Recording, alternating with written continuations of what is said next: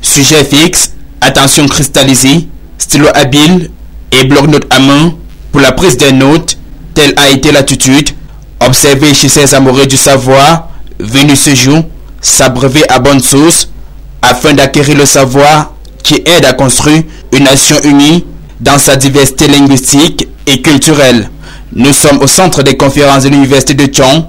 Ici, se tient une table ronde autour du thème diversité linguistique et culturelle, dynamique sociale et problématique du développement au Cameroun. Elle est initiée par l'université de Thiong et le Centre international de recherche et de documentation sur les traditions et les langues africaines, le CEDOTOLA. Aujourd'hui, nous avons eu l'occasion d'aborder, n'est-ce pas, la question de diversité ethno-linguistique, ethno-culturelle.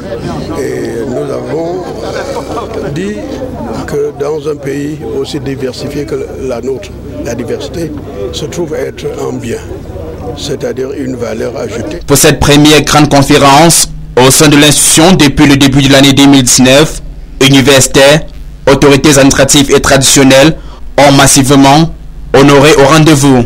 Preuve que les sujets évoqués ici sont interpellateurs. La cohésion sociale doit être l'objet principal de chacun et que l'État a sa responsabilité dans cette construction de la nation pluraliste. Au CEDOTOLA, on se veut rassurant.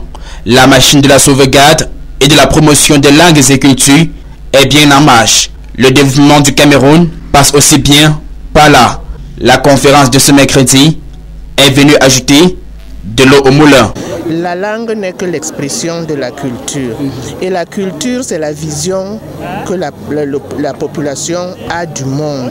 La technologie qui est là, mais c'est dans des langues étrangères et très peu de gens, et même je peux même dire que presque pas de gens la maîtrisent. Pourquoi? Parce que c'est en langues étrangères. Si on avait ça dans nos langues, on pense que le développement économique, social pourrait aller plus rapidement. L'un des points d'orgue de cette rencontre aura été la dédicace de l'ouvrage collectif baptisé Les grâces fils du Cameroun, des fondements culturels au développement humain, dont les auteurs sont le professeur Jean-Romain Kwesso et le docteur Zachary Saha, tous deux enseignants à l'université de Thiong, respectivement dans le département d'études africaines et mondialisation et celui d'histoire et archéologie.